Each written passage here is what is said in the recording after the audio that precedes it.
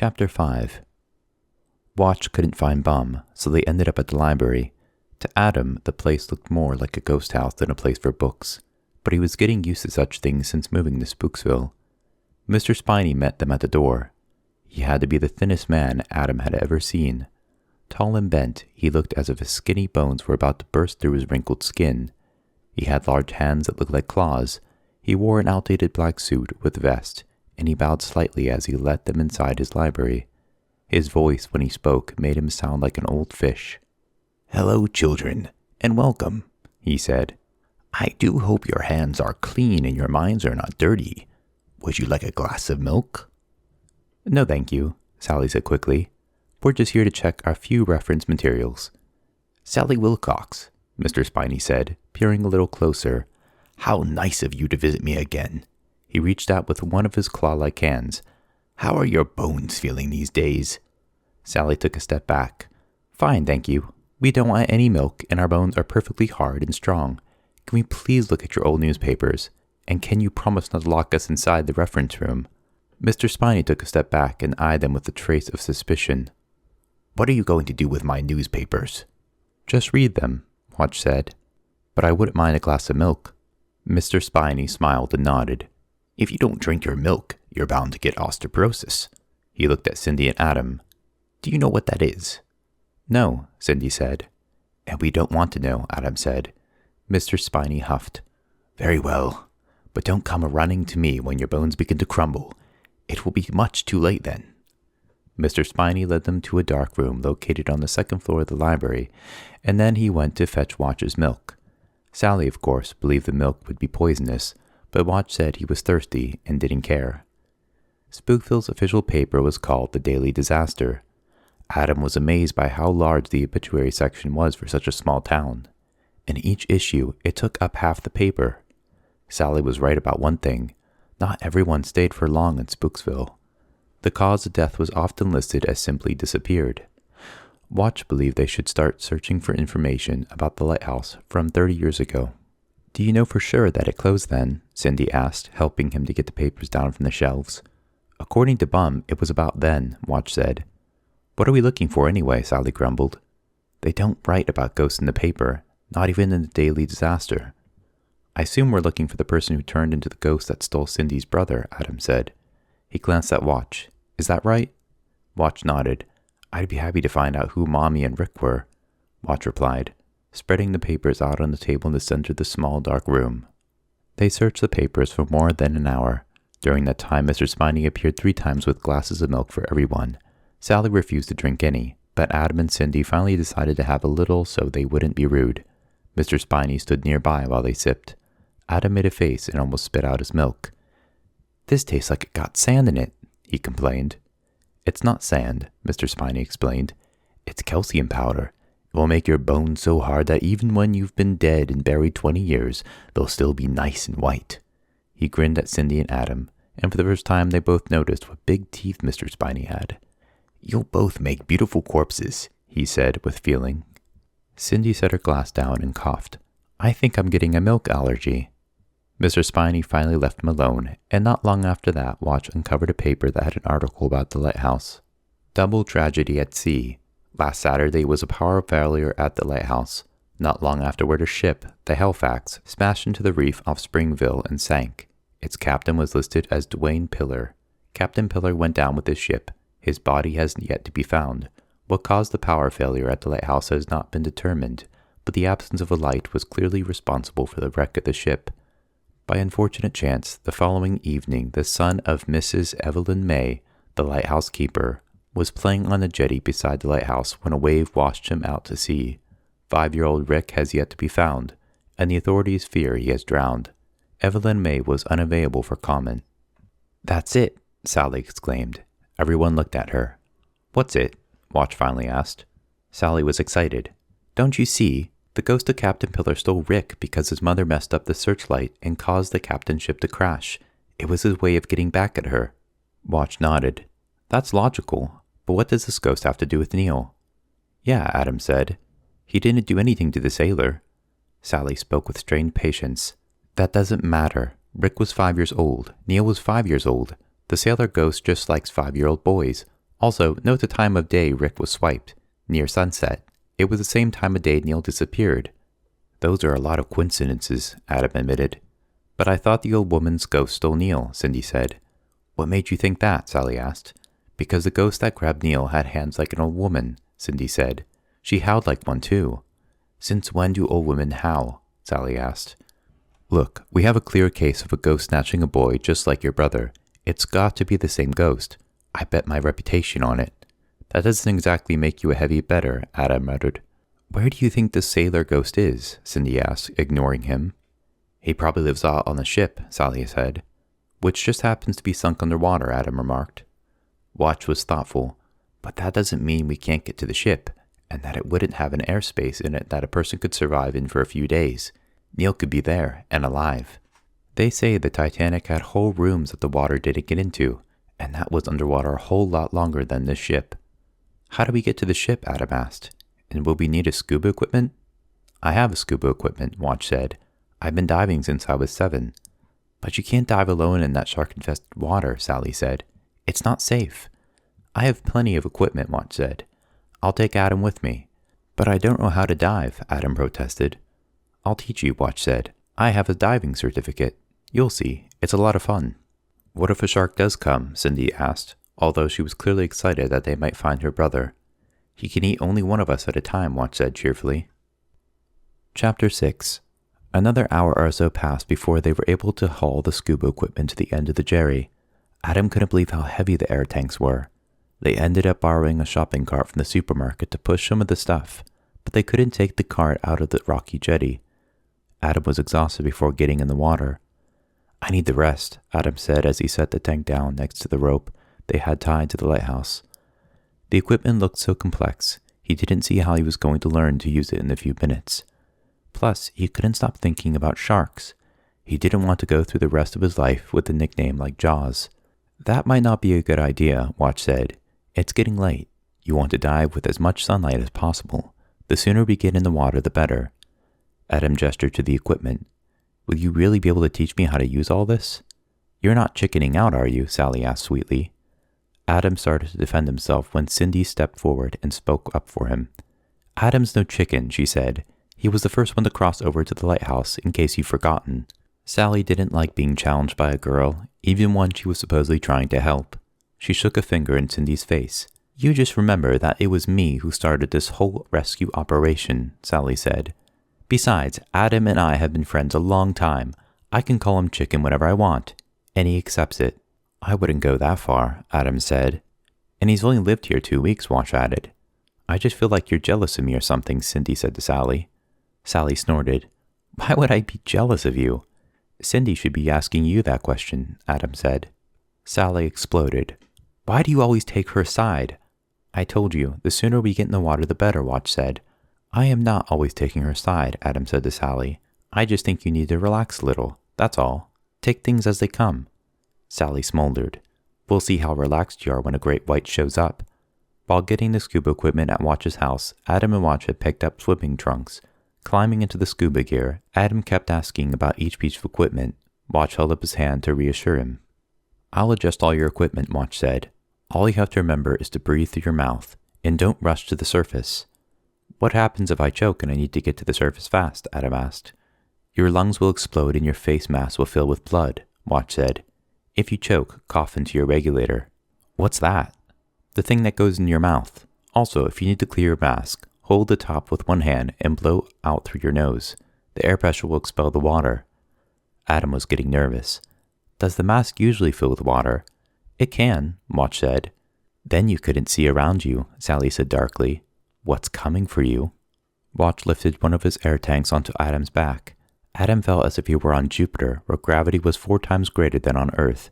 He could hardly move. As soon as you get in the water, you won't feel the weight at all, Watch said. He pointed 100 yards out to sea. See where the water changes color right there. Yes, Adam said, panting. Where Watch pointed, the water was a lighter blue. That's the beginning of the reef, Watch said. The ship's probably wrecked somewhere near there, but the reef runs at a 1/4 mile. We might have to search for a while. How long will our air last? Adam asked, checking the gauge. It reads 3,000 psi. He hadn't a clue what that meant. An hour, if we don't go too deep, Watch said. When it says 0 psi, you're out of air. What do we do if we see a shark? Adam asked. Pray, Sally said. Go to the bottom, Watch said. And pray. Just before Adam climbed in the water, Cindy leaned over and kissed him on the cheek. He had never been kissed by a girl before except his mother, who didn't count. He didn't know what he was supposed to do. He was too scared to kiss her back, especially in front of Sally, who suddenly looked a lot like a shark herself. He just smiled and tried to give her hope. Maybe we'll find your brother, Adam said. Cindy spoke simply, staring at him. I know you'll find him, Adam. Oh, brother, Sally muttered. He'll be lucky if he comes back in one piece. But then Sally acted concerned and touched Adam's arm. You know, I'm kidding. You be careful, both of you. If we really wanted to be careful, we wouldn't get in the water, Watch muttered. They got in the water anyway. Watch let out air in Adam's BC, his buoyancy control device, whatever that was. Almost immediately, Adam began to sink, yet he didn't panic. He had never been underwater with a mask on before, and he was amazed at how beautiful it was. Different colored fish swam by. The sunlight shining through the surface of the water was like a ray from an alien sun.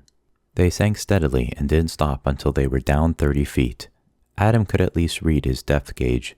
Unfortunately, it was much darker than it had been near the surface. Adam could only see 10 feet in any direction. Watch bobbled beside him and raised a hand in an OK gesture. Adam flashed back an OK sign. Watch had been right about one thing. Adam felt completely weightless, as if he were in outer space. It was a great feeling. He was glad he decided to give it a try. Watch pointed out toward deeper water, away from the jetty and over to the reef. He wanted Adam to follow. Adam nodded his head. It was interesting communication without talking. They moved forward. Adam quickly discovered that he swam faster if he didn't use his arms, just his fins. He felt very comfortable under the water, and his fear of sharks almost went away. He watched as his silver bubbles rose slowly to the surface. He wondered if Cindy and Sally could see their bubbles. 2 minutes later, they were at the reef. They were now 45 feet down, and it was as dark as of half an hour after sunset. The reef was not made of coral, but of jagged rock. Watch had explained that coral only grew in warm water. As they drifted over it, they searched for signs of a wrecked ship. Adam imagined he was floating over the surface of a distant moon. Even though it was dark, up close the beautiful colors remained. He wished he had a camera to take pictures to show his family. He knew they wouldn't believe his story without proof. He wouldn't have believed it himself. Watch handed Adam a flashlight. Adam didn't know why he hadn't given it to him on the surface, but figured Watch must have been afraid he would lose it before he grew comfortable underwater. The flashlights were small, not very powerful, but the beams lit up the rocks somewhat. Watch flashed his light in and out of the crevices for any sign of the wreck. They had been searching the reef for maybe 30 minutes when Adam suddenly felt something slide down his front. Looking down, he realized Watch had not tightened his weight belt enough. It was about to slip off. The weights, Adam knew, helped hold him down. He had not forgotten his lungs would explode if he rushed up to the surface. A wave of terror swept over him. Instead of grabbing the slipping belt, he grabbed Watch's arm and pointed frantically at what was happening. Watch looked over. At that moment, Adam's weight belt fell off completely. The belt sank like a rock, disappearing into a deep crevice. Adam felt himself begin to float upward. Quickly. Oh no, Adam thought. His lungs would explode. Soon he would see his blood. Yuck. He would die. The fish would have him for food. But Watch grabbed him and pulled him down hard, shaking his head. Adam didn't need the lecture. He knew he was supposed to go up slowly, but without the weights it seemed impossible to stay down. But drag him down Watch did, until they were floating beside the top of the reef. Watch reached over, grabbed a rock, and stuffed it in one of the pockets on Adam's BC. Immediately, Adam sank down, and Watch was able to let him go. Watch pointed to the place where the weight belt had disappeared, and then pointed to himself. He was going to search for the belt. Adam was to wait for him. Adam nodded vigorously. Watch disappeared. Adam sat on the edge of the reef and wondered if it was logical to be searching for a ghost in shark-infested waters. With Watch gone, it was hard to stop thinking about sharks. He had heard that great whites could weigh more than 3,000 pounds. The shark could have Adam for a snack and still be hungry. He wished Watch would hurry and get back with his weight belt. But Watch didn't come back. 10 minutes went by. 15. Still no Watch. Adam checked his air gauge. 500 psi. He assured that meant he was almost out of air. He had to start back soon, but how could he be without Watch? Sally would yell at him and call him a chicken again. Besides, he liked Watch and didn't think his friend would leave him alone on purpose. Adam's air gauge sank to 400 psi, then 300 psi. He would need what little air he had left to make it back to the surface. Maybe a shark got Watch. Adam groaned behind his face mask, unsure of what to do. It was then that he saw the wreck. At first, he wasn't sure what it was, just a glimmer of white in an eerie blue-black. It was off to his left, almost behind him, which was why he hadn't seen it earlier. But it didn't look that far away. It couldn't be if he was able to see it at all. He wondered if Watch had seen it on the way back from retrieving the weight belt. Maybe Watch was already inside the wreck, Adam thought. That would explain why he hadn't returned. Adam made a decision. He would check out the boat for 1 minute, no more. Then he had to head back up, with or without Watch. Adam swam slowly toward the wreck. It grew in size. The boat had been a motor yacht, maybe 60 feet long. Adam could see the gash in the front where the hull had hit the rocks. He had to assume that farther out the rocks were closer to the surface. He could even read the faint lettering on the side. 30 years had not washed it away. He was definitely looking at the Halifax. Adam checked his air, 200 psi. He had to return to the surface, now.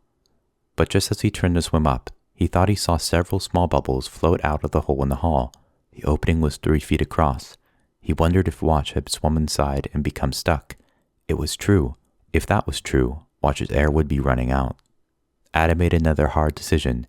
He would swim into the hole, just a quick look around and then back out. But Adam had to dive down slightly to reach the hole. He was now 55 feet underwater, and he vaguely remembered Watch saying that he had to stop for 3 minutes at 15 feet before going to the surface. Well, Adam thought, that was one stop he wouldn't have time to make. Maybe his lungs would explode after all. Yet, he wasn't as scared as he had been earlier. He had to save his friend. He was doing what he had to do. Adam swam into the crack in the hull. His flashlight was out in front of him. He swam into the bow of the boat, into the storage room of some kind. He disturbed a mop and pail, and they floated up. The walls closed around him, and it seemed that his light dimmed. He hoped Watch had checked the batteries before they went under. He hoped he found Watch soon. The storage room was partially crushed, and the way was narrow. Adam imagined how easy it would be to be stuck inside, without being able to turn around. Something jumped out at him. It had sharp teeth, big eyes, an ugly face. Adam screamed inside his mask. He dropped his flashlight. Everything went dark, perfectly black. Oh no, oh no, oh no. At that moment, Adam knew he was doomed. The horrible creature coming toward him was about to take a big bite out of his face, and then it would crawl through the hole and eat his brains. For several terrifying seconds, Adam floated frozen, waiting to be devoured by the monster from the deep. Yet the seconds ticked by and nothing bit him. Also, when he finally opened his eyes, he realized that his flashlight had not gone out. It was floating just below his feet. Only the beam was pointing into the closet and was no longer lighting up the storage area. It had gone black because he had almost blacked out. Adam reached down and grabbed his light. He saw the creature again and screamed again. Then he stopped, embarrassed. The creature looked scary, but it wasn't that big. He realized he was looking at a 1-foot-long electric eel, which was similar to an underwater snake. The little eel actually seemed more terrified of him. Adam flicked his hand once, and the thing darted away. Now Adam decided it was time for him to get away. If Watch had entered the wreck, he wasn't there now. Adam turned and swam back the way he'd come. He thought he was going back the way he'd come, but he didn't emerge back into the ocean. Instead, he found himself in a stateroom. He floated up into it and shone his light around. He must have gotten turned around, probably when he closed his eyes and screamed into his mask. Adam noticed something funny about the large stateroom. It was filled with air. It was a good thing. Adam checked his own air supply. Again, he almost fainted. His panic attack with the electric eel had drained his tank. He had 0 psi. Adam gagged on the regular in his mouth. It was not giving him any more air. He pulled it out of his mouth and drew in a deep breath. The air in the stateroom was old and smelled like fish, but at least it fed his lungs. He wasn't about to complain. Adam couldn't believe how he had gotten himself into such a mess. He was 55 feet underwater and his tank was completely empty. Worse, no one knew where he was. Adam searched around some more with his flashlight. It was then that he saw something worse than an electric eel. 1,000,000 times worse. It was a slimy skull, a whole skeleton. It floated toward him. Adam screamed. No one heard him, and the skeleton kept coming. "I lost him," Watch said as he climbed back onto the jetty. What? Sally screamed. How could you lose him? Watch sat on a boulder and pulled off his face mask. He dropped his weight belt and I went down to retrieve it, but it was stuck between two rocks. I had a hard time getting it loose. When I finally returned to where I left Adam, he wasn't there. Watch glanced around. I don't suppose either of you has seen him. Of course we haven't seen him, Sally yelled. You were supposed to take care of him. I'm sorry, Watch said. You're sorry, Sally cried. You just murdered my future senior prom date. It's a long time till senior year, Watch said. You might meet someone else you like. Cindy had tears in her eyes. Is Adam really dead? She asked. Watch hung his head sadly. I'm completely out of air. He has to be too. Unless he grew gills in the last few minutes, I don't see how he can be alive. Watch looked out to sea and sighed. He was so young. Cindy put her hand into her head. Oh no, this is all my fault. Poor Adam. Stop sobbing, Sally snapped at Cindy. It ain't over till it's over. Sally paused to think. Why would Adam have left the spot where you left him? We have to ask ourselves this question. Watch shrugged. Maybe a shark got him. Cindy wept louder. Would you please quit being so depressing? Sally yelled. But you're the one who's been talking about sharks all day, Watch said. That was before Adam was missing. Sally froze suddenly and then snapped her fingers. I got it. Adam left the spot where you last saw him because he saw the wreck. It's the only explanation.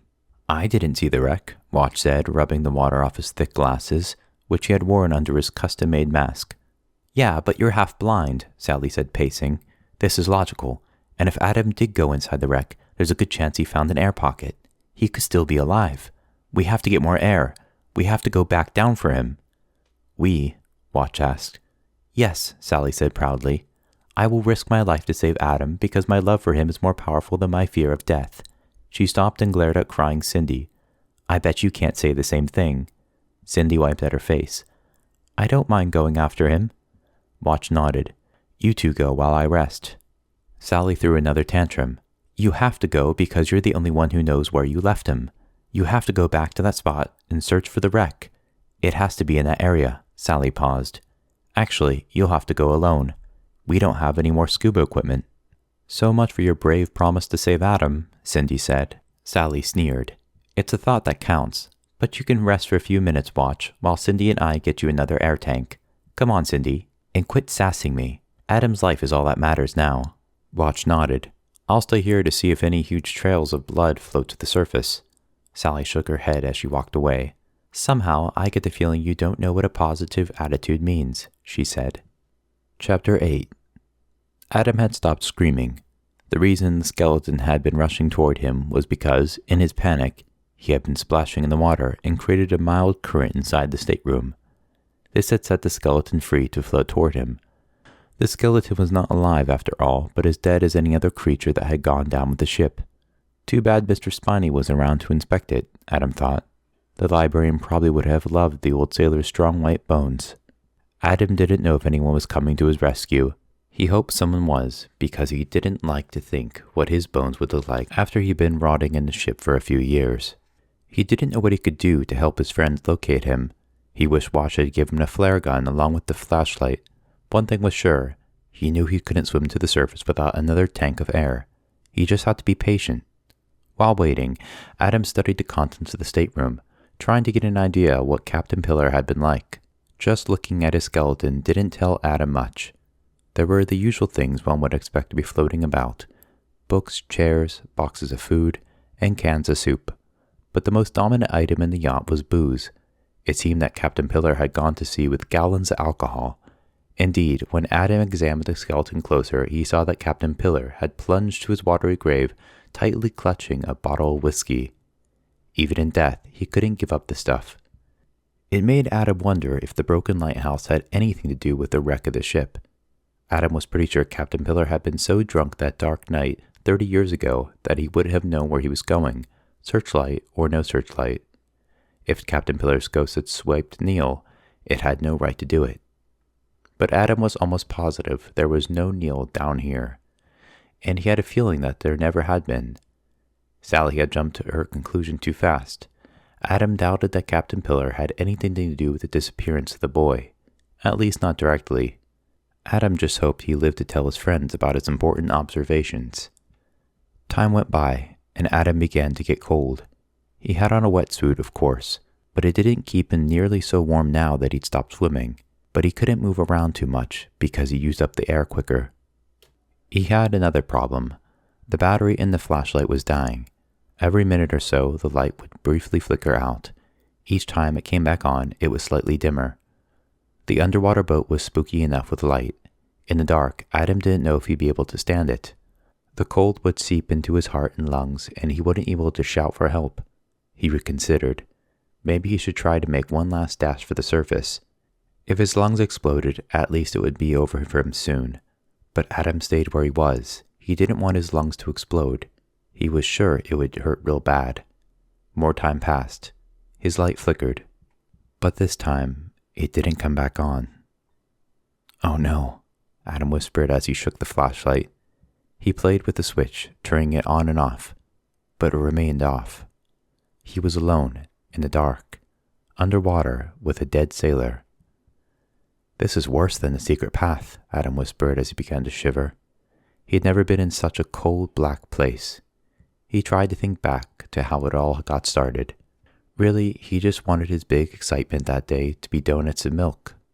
Yeah, but you wanted to be the big hero too, he told himself. That was the trouble with most movies and books, he decided. They didn't tell the stories of all the heroes who didn't live to tell their tales.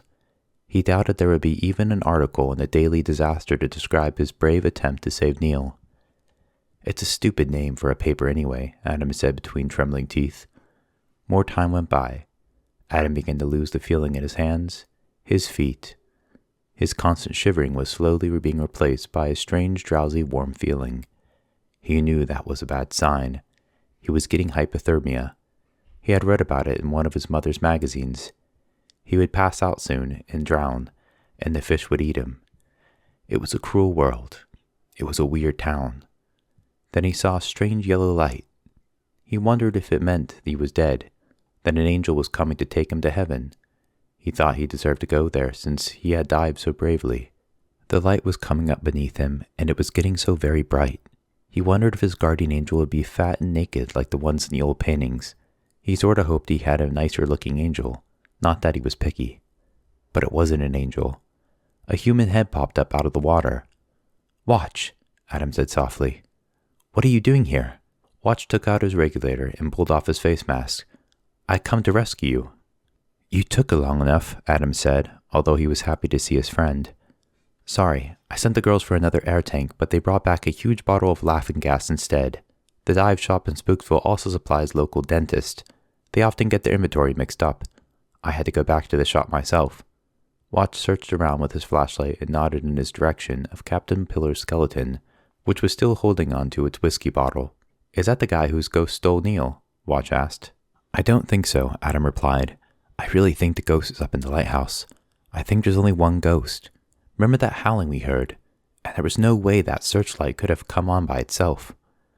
Adam went on to explain his theory that the boat had crashed because the captain had been drunk, not because the searchlight was off. Watch thought that made sense, but he wanted to bring the skeleton with him anyway. "Why?" Adam asked. "Because you never know," Watch said. "The ghost in the lighthouse might want to talk to it." Adam snickered. "Skeletons can't talk." "Yeah, and ghosts aren't supposed to exist. Don't forget where you're living. I wouldn't be surprised if the skeleton and the ghost got in a big argument. It won't be the first time that happened around here." Adam yawned. "We can take it with us if you want. If nothing else, we can give it to Mr. Spiny." He pointed to Watch's air tank. "Did you bring me an extra tank?" "No, but you don't need it. We can buddy breathe." "Is that dangerous?" Adam asked. "Not if just two people are doing it together." Watch glanced at the skeleton. "I don't think he needs any air." Chapter 9. Sally and Cindy were overjoyed to see Adam alive. Adam was surprised at how glad they were. They both had tears in their eyes as he climbed onto the rocks, although Sally quickly brushed hers away. Adam felt pleased to know he would have been missed if he died. This hero business did have its rewards. Not that he wanted another kiss or anything gross like that. "If it wasn't for me, you would still be down there with a fish," Sally said. "I was the one who figured out where you were. I never lost hope, even as Cindy and Watch were planning your funeral." "That's not true," Cindy said. "In my heart, I knew Adam would pull through." Yeah, that's why you picked out a tank of laughing gas instead of air, Sally said. Cindy was insulted. You chose a tank with a skull and crossbones on it. Speaking of bones, Watch said, with Captain Pillar in tow, this is what Adam found in the ship. Don't worry, Cindy, it's not your brother.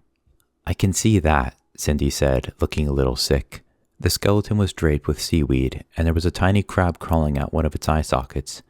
There was no sign of my brother, Cindy asked quietly. No, Adam said, but I think we've been chasing after the wrong ghost. We have to search the lighthouse again. But we already searched it, Sally protested. Neil wasn't inside. I would bet my reputation on it, Watch finished for her. We hardly searched the place before leaving, Adam said. What if the top floor had an attic above it? Watch nodded as he stared up at the top of the lighthouse. There could be a tiny room above the searchlight. At least it looks that way from here. Watch shivered.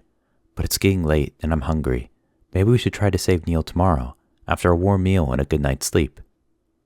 Cindy was agitated. But you really think my brother might be stuck in there with an evil ghost? She asked Adam. If it's true, I can't leave him in there another night. For all we know, the ghost might be enjoyable company, Watch said. Remember Casper? He wasn't a bad fellow. He was a whiner, Sally disagreed. He was always complaining about being dead. He should have had to live in Spooksville for a few weeks, see what we go through. Then he would have stopped his moaning. Adam shook his head. We have to go back inside the lighthouse, and we have to go now, before it gets completely dark. Should we bring the skeleton? Watch asked. It might look nice hung up beside the spiderweb, Sally said. I don't care if you bring it, Adam said. Just get the scuba equipment off my back. The girls crossed over to the lighthouse on the rope. Watch and Adam were still in the trunks, and they swam. This time, they had a flashlight. It was good because the sun had set while Adam was trapped underwater. Just as they stepped inside the lighthouse, Sally reminded them that all the bad things that had occurred had happened at the exact time of day. You don't have to wait till midnight to see a ghost in this town, Sally said. Adam was relieved to get inside. The interior of the lighthouse was much warmer than the jetty, and he was able to stop shivering, but it was more than comfort that encouraged him. Adam felt as if they were finally closing in on Neil. What had happened in the lighthouse earlier had scared them. That was why they hadn't come back right away. But after his terror below the sea, Adam felt ready to face anything. They started up the long spiral staircase. Like the last time, it was hard climbing. Soon they were hot and sweating, but no one asked to stop and rest. Watch continued to drag the skeleton with him. Remarkably, the dead captain still managed to have a hold of his whiskey bottle. After about 10 minutes, they reached the trapdoor and led into the upper level. Watch raised his hand for them to stop. Now remember, Watch said, if the searchlight suddenly comes on, close your eyes. We don't want to stumble around. You might fall down in this opening. I won't do that again, Cindy said, anxious to keep going. They entered the upper level. Watch set the skeleton down and studied the wires on the searchlight again. The rest of them examined the wooden ceiling, something they hadn't thought to do before. Adam focused the flashlight on several grooved lines in the wood. Those look like they could be the outline of a door of some kind, Adam said, pointing. But how are we going to get up there? Sally asked. And how are we going to open the door? There's no knob, no lock. Let me go up first and check it out, Adam said. He tapped Watch on the shoulder. Help me shove that desk over, and then I'll put that chair on top of it. Watch studied the ceiling. You still won't be able to reach it. I will if I stand on your shoulders, Adam said. Watch was impressed. If you fall, you'll break your neck. He added, you might pull me down with you. It's a risk we'll have to take, Adam said firmly. There he goes trying to impress Cindy again, Sally muttered. I'll follow you up into the attic, Adam, Cindy said, interrupting Sally with a nasty look. Together they moved the desk. Watch and Adam climbed onto the desk, and Sally and Cindy handed them the chair. Watch carefully positioned the chair and got up on it, taking a moment to balance himself. How much do you weigh? Watch asked Adam. Adam shrugged. I don't know. Less than you? If you fall, don't grab my hair, Watch said. And tuck the flashlight in your belt, but keep it on. Adam did as he was told. Then he looked back up at Watch. How am I supposed to get up on your shoulders? He asked. It's your plan, Sally muttered. Climb up on the chair beside me, Watch said. Again, Adam did what he was told. Good, now give me your foot. I'll boost you up. Remember what I said about my hair. If I lose my balance, can I at least grab your ears? Adam asked. I suppose, Watch said. Just don't pull too hard. I don't want to have to go to the hospital to have them sewn back on. Spooksville's main hospital is located only a block from the cemetery, Sally said. And there's a good reason. There's a surgeon who works there who has this thing about people's spare parts. Every time he operates, he tries to get out all the spare parts. I know this kid at school, Craig, who went to the hospital to have his tonsils out, and the surgeon removed one of Craig's lungs while he was at it. Now we all call Craig Breathless," Sally added, "but at least he doesn't have to take PE anymore." "What's this surgeon's name?" Adam asked, thinking if he ever got sick, he'd be sure his parents didn't request him. "Dr. Jonathan Smith," Sally said, "but the hospital staff just calls him Dr. Ripper." "Could we please have a little less history," Cindy said, "and a little more action?" Sally was insulted. "You haven't lived here long. At times like this, a little knowledge of Spooksville might save your life. Why, I remember one time this troll was—" "I'm going up," Adam interrupted. "Ready, Watch?" Watch clasped his hands together for Adam to step on. "Ready. The second you step on my shoulders, brace your arm on the ceiling. That should keep you from falling." Adam hesitated. "You don't have to sneeze or anything." "No." "Good." Adam set his foot on Watch's cupped hands, and Watch boosted him up. With his other foot, Adam immediately stepped up onto Watch's shoulder. For an instant he wobbled dangerously, and he was sure he was going to fall. The floor suddenly seemed so far away. It would be weird to almost drown and then fall to your death in the same day, Adam thought. "Grab the ceiling," Watch shouted. Adam threw his right hand up and touched the ceiling. Actually, there was nothing to grab because the wood was relatively smooth, but as Watch had said, he was able to brace himself by pressing against the ceiling. In a moment, he had regained his balance. Adam panted. "That was close." "You weigh a lot more than most 12-year-olds, Watch grumbled. "I'm not that big," Adam said. "You have high density," Watch replied. "I can't hold you long. Study the grooves. Look for a way in." Adam didn't have to study anything. The moment he touched the space between the grooves, a 3-foot-wide panel pushed up into the ceiling. Grabbing the edge with one hand, Adam carefully reached for his flashlight with the other and focused it into the opening. "Do you see anything?" Cindy asked anxiously. "Darkness," Adam said honestly. "I'll have to climb up into the space." "Be careful," Cindy whispered. "The time for care has passed," Sally said ominously. Adam tucked the flashlight back into his belt to keep both hands free. Telling Watch to be extra still, he moved his hands so that he was grabbing the corner of the opening.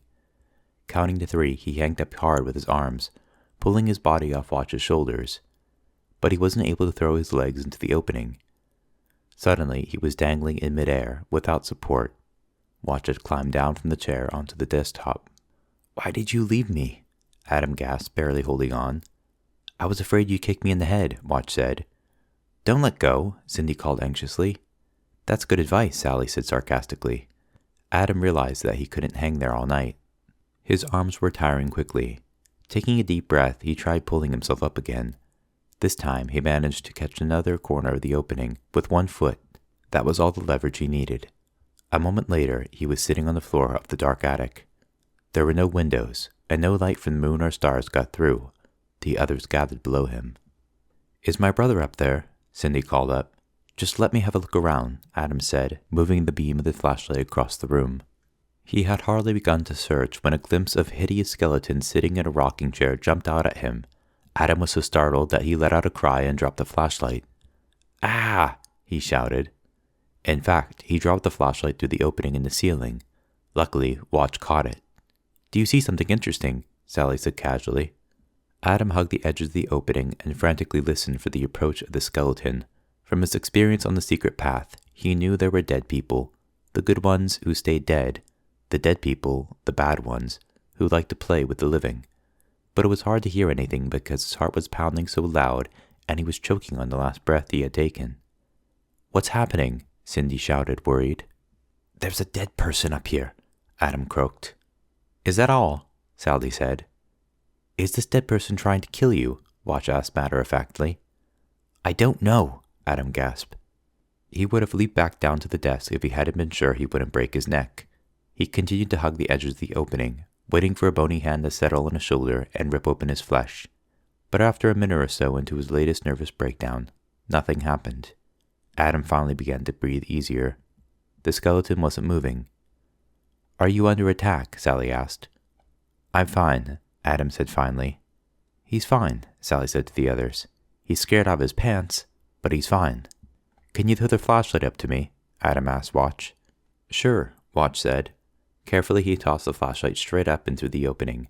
Adam was lucky to catch it on the first try. After a moment's hesitation, Adam focused the light back on the skeleton. She was not a pretty sight. even by skeleton standards. Her hair was long and stringy. It looked like straw that had been dipped in white paint, then left out in the wind to dry. She wore the shreds of a violet dress that the bugs had been nibbling at for the last 30 years. The wooden chair she sat in looked as if it were about to collapse. But the most scary thing was her face, or what was left of it. Her jaw hung open. Her few remaining teeth were cracked and gray and yellow. The empty sockets of her eyes glared at him. The darkness inside them seemed particularly deep and cold. Adam had to force himself not to stare. He almost felt as if he were being hypnotized. Adam realized he was looking at Evelyn May, last caretaker of Spooksville's lighthouse, mother of lost Rick. "Is my brother there?" Cindy asked again. "I don't see him," Adam replied. But what?" Sally asked when Adam didn't finish his sentence. Adam cocked his head to the side. "I think I hear something." "What?" they all asked at the same time. "I'm not sure," Adam said. The sound was faint, but not far. It was not a howling noise, but something that was equally disturbing, if it belonged to a hungry monster. Adam thought he heard footsteps, but only for a moment. He played the light over the attic space. Nothing beside Mrs. May. The sound was gone. "What's happening?" Sally demanded. "Nothing," Adam muttered, puzzled. "Nothing's happening," Sally told the others, "and yet he's driving us crazy with suspense." "I want to come up there," Cindy said. "How much do you weigh?" Watch asked, rubbing his shoulders. "I don't know if you want to bother, Cindy," Adam said. "There's a pretty ugly skeleton up here." "Like we have a good-looking one down here," Sally said. "I have to go up there," Cindy insisted. Watch sighed. "Just don't pull any of my parts if you lose your balance." Watch and Cindy climbed up the chair, and then Watch boosted her up to the ceiling. Because Adam was able to reach down and help her, Cindy didn't have to nearly as much trouble getting into the attic as he had. A moment later, she was sitting on a dusty floor beside him. Adam pointed the flashlight at Mrs. May. Cindy gasped. "She's ugly," she whispered. "Dying can do that to you," Adam remarked as he stood up. Just then, several terrifying things happened at once. The wooden door that led into the attic fell shut. Cindy tried to pull it back open, but it was locked tight. Down below, beside Sally and Watch, the huge searchlight began to move until it was pointed straight up toward the ceiling. "What's happening?" Sally screamed. The searchlight came on. The light was blinding. Sally and Watch staggered back, covering their eyes. The light was so powerful it pierced through the fine space between the attic boards. As a result, Adam and Cindy, now cut off from their friends, were also blinded. It was as if the sun had just been born under their feet. He grabbed Cindy and pulled her close. "The trapdoor won't open," she cried. "Did you knock it shut?" Adam yelled back. Because he had to yell to be heard. Because suddenly there was a loud howling, as if the ocean wind were breaking in, or a ghost was coming to life. "No," Cindy cried. "It's shut by itself." "Watch," Adam called, dropping once more to his knees, trying to pull up the trapdoor. It was more than stuck. It didn't budge. It could have been nailed shut. "Sally!" They didn't answer, or if they did, their voices were drowned out by the howling. Yet, as he stood and shielded his eyes to look around, Adam knew it was no wind that was making the sound. The attic dusk continued to remain undisturbed. No breeze could come in from the outside. The sound was supernatural in origin. They had found their ghost, and it was probably a mistake that Cindy had said how ugly the skeleton was, because the ghost was coming back to life. Where the blinding rays of the searchlight swept the skeleton, Adam saw a strange form begin to take shape. It appeared to be made of both light and dust, as if it drew to it whatever was handy to make its form. As the noise reached a deafening pitch and the walls of the attic began to shake, both Adam and Cindy saw the ghost of an old lady materialize where the skeleton sat. The skeleton did not vanish. They could still see it, but through the haze of the old lady ghost. And all of a sudden, the skeleton didn't look so scary, because the ghost that stirred in its place was 1,000 times worse. It glared at them with strange violet eyes that flashed cold fire. It raised both its arms, and its wrinkled hands were like claws. The razor-sharp nails that bent from the twisted fingertips made Cindy squeal. She had obviously seen those hands before. "That's the ghost that stole my brother," she yelled. "I'm not surprised," Adam gulped. He put an arm around Cindy and carefully pulled her back, away from the ghost, which had climbed to its feet. For a moment, the thing searched the attic, but then its angry eyes settled back on them, and it took a step in their direction. Cindy shook in Adam's arms, and he was not feeling exactly strong himself. "What do you think it wants?" Cindy said, gasping. "One of us," Adam whispered. "Maybe both." Just then they heard the cries of a young boy. The sound came from even farther above them. The attic had an attic. "Neil," Cindy cried. "That's my brother." She let go of Adam and strode toward the ghost, anger in her step. "You old, ugly ghost," she swore at the thing. "You give me back my brother." "You might not want to insult it," Adam suggested. "Try saying please."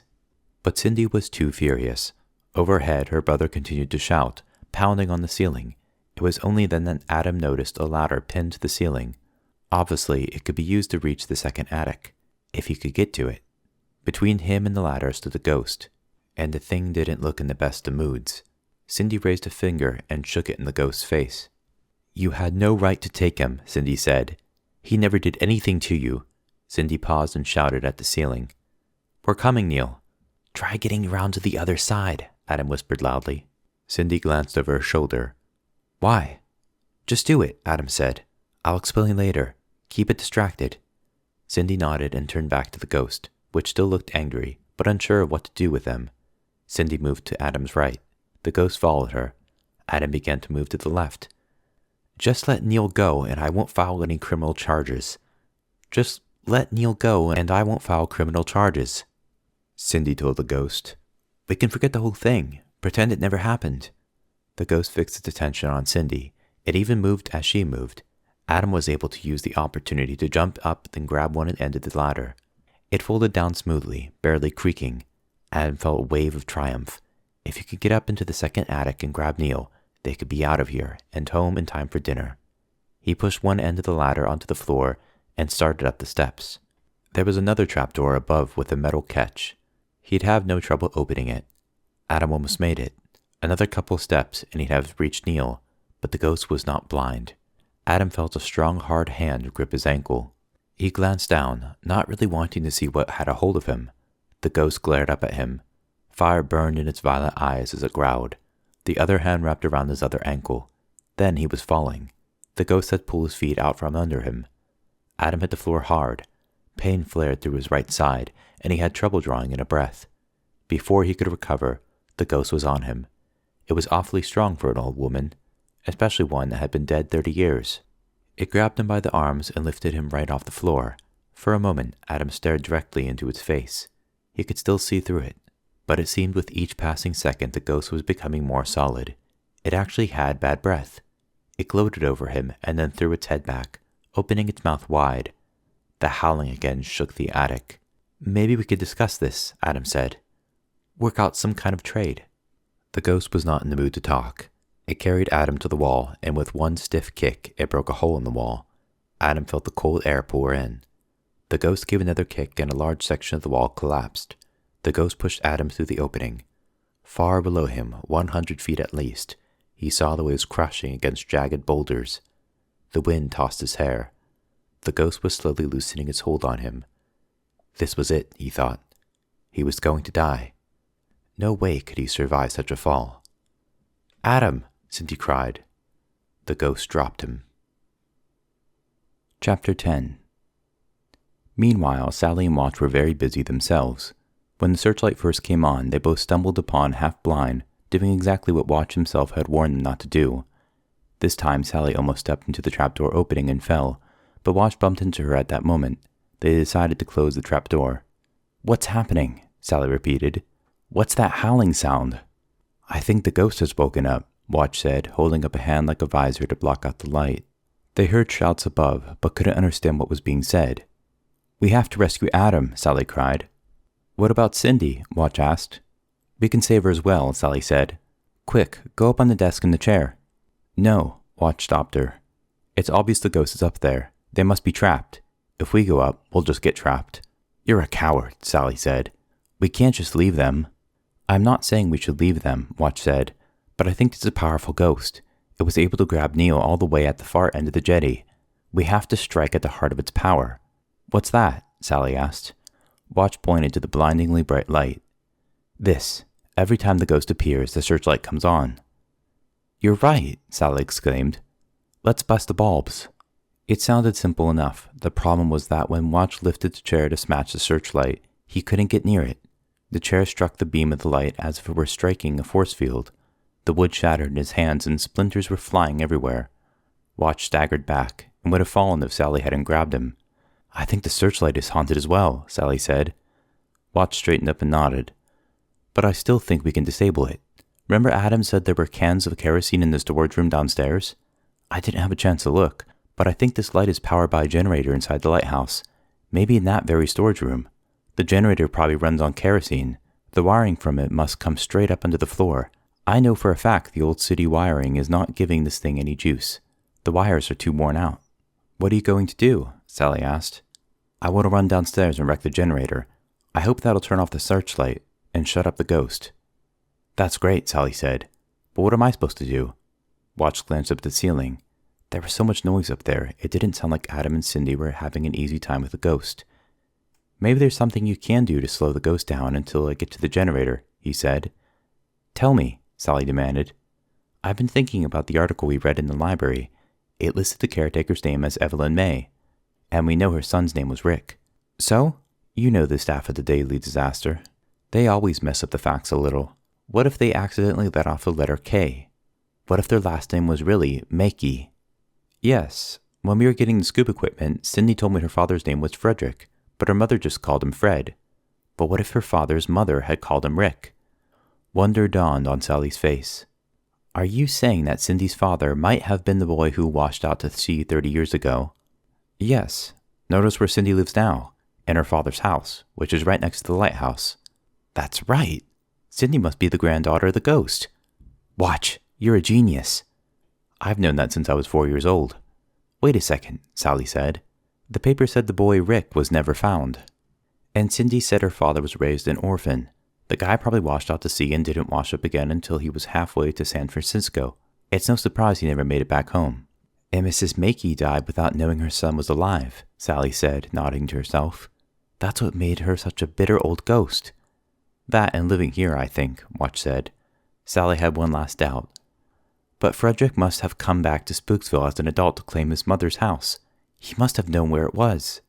"Maybe the memory of Spooksville only came back to him as he got older," Watch said. Sally nodded. "Maybe his foster parents were nicer than the old bag upstairs. He probably didn't want to come home." "Spooksville's a hard town to come home to," Watch agreed. They heard a big thump above them. It sounded like a body had hit the floor. "You get to the generator," Sally said to Watch. "I'll deal with the ghost." Watch hurried down the stairs. Sally searched for another entrance to the attic. Outside, beyond the windows, through which the searchlight normally shone, was a wooden balcony. Sally had noticed it earlier from the outside, but had forgotten about it in the excitement. She wondered if she could climb on the rails of the balcony and enter the attic from there. It was worth a try, she decided. Grabbing the chair, Sally smashed it against the windows. All the glass let go at once, and she was able to step outside onto the balcony without scratching herself. It was only then that she saw a doorway leading to the balcony. She hadn't needed to break the windows after all. Oh well, she thought. Cindy could pay for the damage. Sally was out on the balcony studying the guard to see if it could support her weight when plaster and wood started raining down on her, and she heard the wall above her being punched through. Turning, she was surprised to see Adam fly through the hole in the lighthouse and sail over the side. Sally reached out and miraculously caught on one of his arms. Adam hung over the side of the balcony, his feet dangling 100 feet above the rocks. "Adam," she screamed, straining to hang on. "What are you doing?" He looked up at her, his eyes wide as saucers. "I thought I was about to die," he gasped. "Pull me up, quick." "I'm trying. You're so heavy." "It's my high density, I know." Somehow, Sally managed to pull Adam up far enough so he could place a foot on the floor of the balcony. From there, he had no trouble climbing over the railing. Adam took a moment to catch his breath and get his bearings. During that time, Sally explained Watch's theory about Cindy's being related to the ghost. Actually, Sally took credit for making the connection. The news intrigued Adam. Sally also told him what Watch was up to. Adam nodded toward the hole in the lighthouse wall, the same hole the ghost had just thrown him out. "We have to get back up inside there," he said. "The ghost will try to kill Cindy next." "Cindy's a strong girl. She can take care of herself." "Sally!" "I was just kidding. Did you see any sign of Neil?" "Yeah, he's in the attic above the attic. But help me balance on this railing. We don't have time to talk." Sally steadied Adam as he climbed onto the railing. From there, he had no trouble reaching the hole. The only problem was that Sally wasn't able to follow him. She had no one to help her balance on the railing. "You'll have to talk to the ghost yourself," she called to Adam as she disappeared through the hole. She stayed where she was, however, half expecting Adam to come flying out of the hole again. He was such a dynamic young man. Inside the attic, Adam was met with a terrifying sight. The ghost had a hold of Cindy and was trying to drag her up the ladder to the second attic, probably to lock her inside with her brother. But Cindy was fighting back hard. She had a handful of the ghost's hair in her hand, and she was yanking on it, which the ghost obviously didn't like. Now the howling became bitter with pain and anger. Adam had to shout over it to be heard. "Mrs. Makey," he yelled. "You're holding Cindy Makey, your granddaughter." The ghost stopped and glanced over at him. So did Cindy. "I'm not related to this ugly creature," Cindy swore. Adam stepped forward. "What was your father's name?" "I told you," Cindy said. "Frederick Makey. Why?" Adam came even closer and spoke to the ghost. "What was the name of your son, Mrs. Makey?" The ghost let go of Cindy and froze, staring at Adam. The fire in its eyes seemed to dim, and suddenly its face didn't look so scary. The light around it softened and took on a warmer yellow glow. The howling stopped as Adam spoke gently. "Your son's name was Frederick Makey," he answered for the ghost. "The ghost of the ship that sank out on the reef did not steal your son. We have his skeleton below, and you can talk to it if you like. He crashed his ship because he was drunk, not because your light was off. It seems Rick just got washed out to sea. He must have washed ashore far from here, and was unable to get back home. But we know he didn't die that night 30 years ago, because he later got married and had a family." Adam paused. "Honestly, Mrs. Makey, Cindy's your granddaughter." The ghost turned back to Cindy. Gently, it reached out to touch her hair, but doubt crossed its face and it stopped. Adam knew he had to act fast. "Cindy," he said, "tell Mrs. Makey something only your father and she could have known." "I don't understand," Cindy mumbled, still standing on the stairs with the ghost only a foot away. "It could be anything his mother taught him," Adam said. "Anything your father later taught you." Cindy paused. "He taught me this poem. I know he knew it as a kid, but I don't know who taught it to him." "Just say it," Adam snapped. Cindy recited the poem quickly. "The ocean is a lady, she is kind to all, but if you forget her dark moods, her cold waves, those watery walls, then you are bound to fall into a cold grave, where the fish will have you for food. The ocean is a princess, she's always fair, but if you dive too deep into the abyss, the octopus's lair, then you are bound to despair in a cold grave, where the sharks will have you for meat." "It's sort of a lousy poem," Cindy said after she was finished. "Please quit using the words lousy and ugly around Mrs. Makey," Adam said. The ghost's face became thoughtful. Adam asked softly, "Mrs. Makey, did you teach your son that poem?" The ghost nodded slowly, and as it did, a single tear ran over its cheek. The tear did not appear to be made of water, however, but of diamond. It glistened in the glow cast by the powerful searchlight. Once more the ghost turned back to Cindy. Adam understood what it needed to know. So did Cindy. She reached out to touch the ghost's shoulder. "He was a great man, my father," Cindy whispered. "He had a happy life. He married a wonderful woman and had us 2 kids. Then she lowered her head, and there were tears on her face as well. He died a couple of months ago, in a fire," Cindy sobbed. "I'm sorry. I know you miss him. I miss him too." The ghost did a remarkable thing right then. It hugged Cindy. No, it did more than that. It comforted her, and Cindy comforted it. For several seconds they cried in each other's arms, although Adam could not hear the ghost's tears. Then the powerful light that poured to the floor dimmed. Cindy and the ghost let go of each other. Adam stepped forward. "Watch has sabotaged the generator. He's cut the power." Adam looked at the ghost. "I'm sorry. I don't know if this will hurt you. Our friend was just trying to save us." To Adam's surprise, the ghost smiled and shook its head, as if to say that it was all right. Cindy got the same impression. "I don't think she cares," Cindy said. "I think she wants to move on now." She grabbed the ghost's hands and spoke excitedly. "You can see my father, your son." The ghost's smile widened. For the last time, she hugged Cindy and nodded in Adam's direction, almost as if to say thank you. Then the searchlight failed, and they were plunged into darkness. At first it seemed completely dark. Then Adam noticed his flashlight lying on the floor. It was still on, and he picked it up. After the searchlight, the beam appeared feeble. The ghost was gone. Cindy quickly climbed the ladder to the top attic. A moment later, she reappeared with a 5-year-old boy in her hands. "Neil," she was crying. "Cindy," her brother kept shouting happily. "Did you kill the ghost?" "No," Adam said. "We just showed it the way home." But their adventures were far from over. All three of them smelled smoke. Adam ran over to the door in the floor and opened it easily, but what he saw below did not reassure him. Far down, through the first trapdoor that led onto the steps, he saw huge orange flames on the ground floor of the lighthouse. Sally was in the room with the searchlight, also looking down to the ground floor. Before Adam could speak, Watch poked his head through the floor at her feet. He had a big grin on his face. "I was able to destroy the generator," he said. "What did you do?" Sally screamed at him. "Blow it up?" "As a matter of fact, that's exactly what I did," Watch said, climbing into the room and standing beside Sally. He glanced back down at the flames, which were rapidly moving through the interior of the lighthouse. He lost his smile as he added, "It's too bad this place doesn't have a fire extinguisher." "But we're trapped!" Sally screamed. "We're going to die!" "I don't want to burn to death," Cindy whispered beside Adam, fear in her voice. "We're not going to die," Adam said. "We've come too far for that to happen." He stood and spoke to all of them. "We're going to have to leap off the balcony into the water." "You're crazy," Sally said. "A 100-foot fall would kill us." "Not necessarily," Watch said. "It is the surface tension of the water that usually kills people when they jump from high places into water. But if that tension can be broken just before we hit the water, we should be all right." "What does surface tension mean?" Neil asked his sister. She rubbed his back. "I'll explain it later, after Watch explains it to me." "Are you saying that if we have something like a board hit the water just before we do," Adam said, "we should live?" "Exactly," Watch said. "Come down here. We'll break a few boards off the balcony railing." Adam first helped Cindy and Neil down the ladder to join Watch and Sally, and then climbed down himself.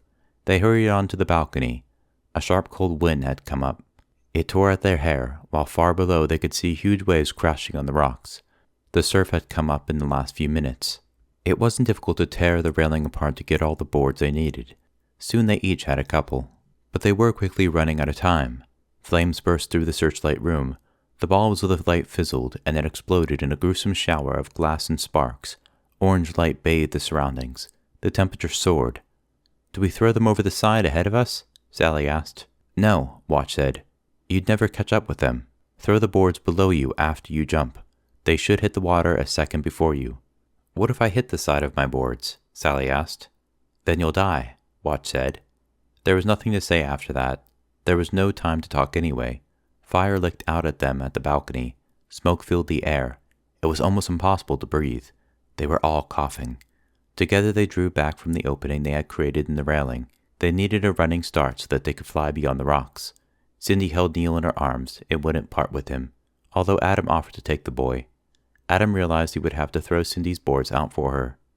They nodded at each other and then ran. Over the side they flew. It was the scariest thing imaginable. For Adam, it felt as if he fell forever. The cold wind ripped at his face and hair. He saw the waves, the rocks, all spun together. The ground seemed to take the place of the sky. He wasn't even sure which way was up and which way down, but he remembered to throw out his handful of boards. Then there was an incredible smash. Adam felt as if he had been crushed into a pancake. Everything went cold and black. He realized he was under the water. He couldn't see the others, and for the moment he couldn't worry about them. He swam for the surface, hoping he was going in the right direction.